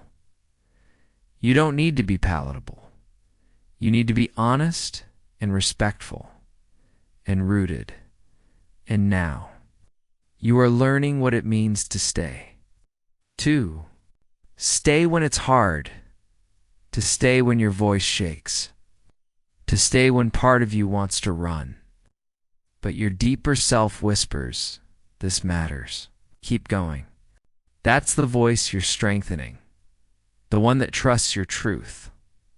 The one that doesn't panic in discomfort. The one that knows you are allowed to be real. You are allowed to take up space. You're allowed to speak, and when you live. From that voice, your life changes. It's one thing to understand all this in theory, to nod along, to feel the truth of it in your heart. But the real test is in the moment, in the ordinary spaces. It's in the people closest to you. Like when your parent says something that hurts, but they don't realize it. And you're torn between keeping the peace or telling the truth. Or when your partner gets quiet and you feel that familiar distance again. And instead of asking what's wrong, you brace for it. You hold it in. Until one day, you burst. Or when a friend disappoints you, cancels, forgets, says something careless, and a voice inside says, don't be dramatic. But another voice says, this matters. I need to speak. That's when this work becomes real. It's not in the books, not in the theory, but in the everyday moments where relationships are shaped. And here's the thing. It's not about always saying something. It's about knowing when not saying something. It's becomes self-abandonment. You don't have to react to everything.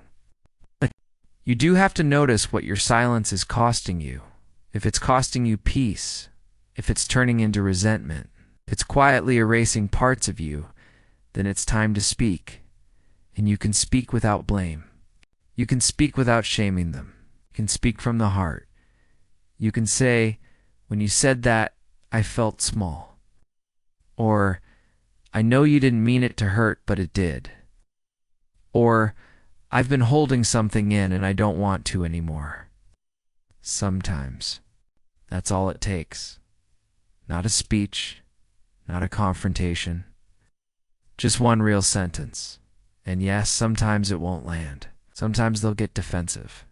Sometimes they won't know what to do with your honesty. But that doesn't mean you shouldn't speak, because every time you do, you become more you. You become more clear, more grounded, more whole. And in time, you'll attract people who want that from you, who want your honesty, your self-awareness, your emotional integrity. Not everyone will stay. The right ones will. And they'll meet you in the place where real connection begins, not in comfort, but in truth. And that kind of connection changes everything. There's something that happens when you keep practicing this. When you stop avoiding discomfort and start walking through it with care, with presence, with humility, you don't just become better at conversations, you become better at life. Because what you're really learning is how to be emotionally responsible. How to own your experience without making others wrong for having theirs. How to hold your truth without crushing theirs under it. How to stay grounded in conflict without closing your heart and the people around you. They feel that. They may not say it, but they feel it in the way you listen, in the way you pause before responding, in the way you ask questions instead of accusing, in the way you say what's real, gently, but clearly. This isn't just communication. It's leadership. It's maturity. It's love in action. Because you're modeling what most people were never taught. That strength isn't loud. It's present. That clarity isn't cruel. It's kind. That emotion isn't a weakness. It's a signal. Wow. That boundaries aren't rejection. They're respect. And when you carry this into your family, things shift.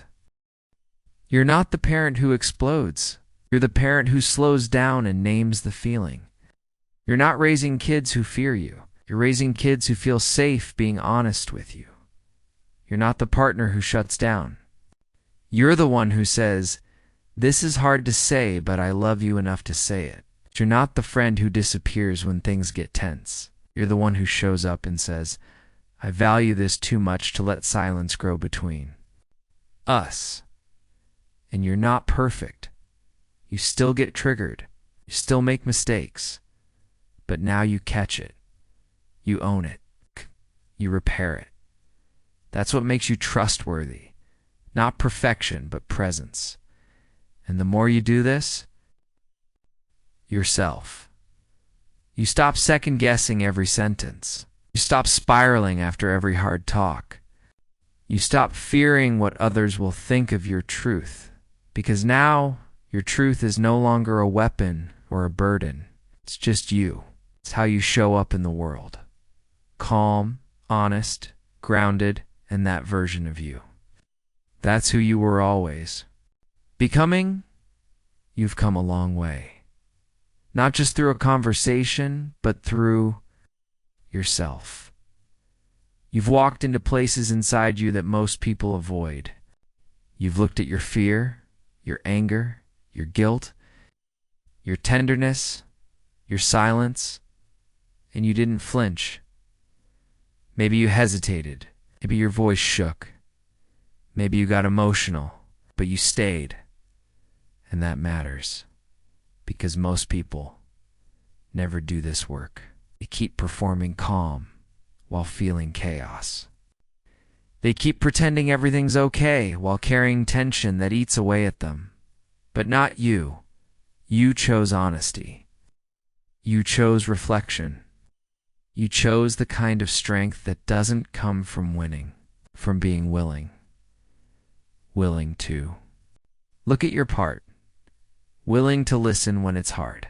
Willing to speak when your body says, just keep quiet. And maybe no one sees all that. Maybe they'll never understand the effort it took. But you know what it means to grow.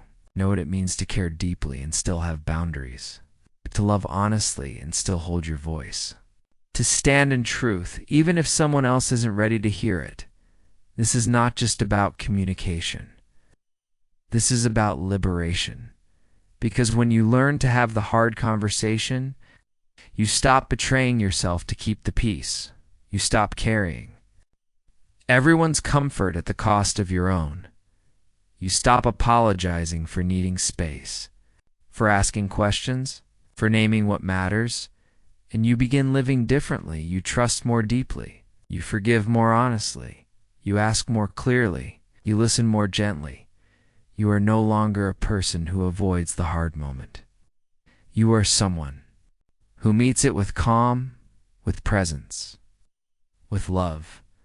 And that changes everything. Because once you know how to stay in a difficult conversation, you know how to stay with yourself, and that is the root of every meaningful relationship with others and with you. So when the next moment comes, and it will, when your heart races, when the tension rises, when the silence feels too heavy, remember what you've practiced here. You don't need to be perfect. You don't need the perfect words. You just need to stay real. To ask, what am I feeling right now? What story am I telling myself? What part of this can I take responsibility for? How can I speak truth, still protect? Connection? That's your compass now. You have it, so breathe. Speak slowly. Listen deeply. Lead gently. And know this. You are no longer afraid of hard conversations because you've learned to have honest ones and honest conversations. Don't always end with answers, but they always begin with truth. And truth is where healing begins.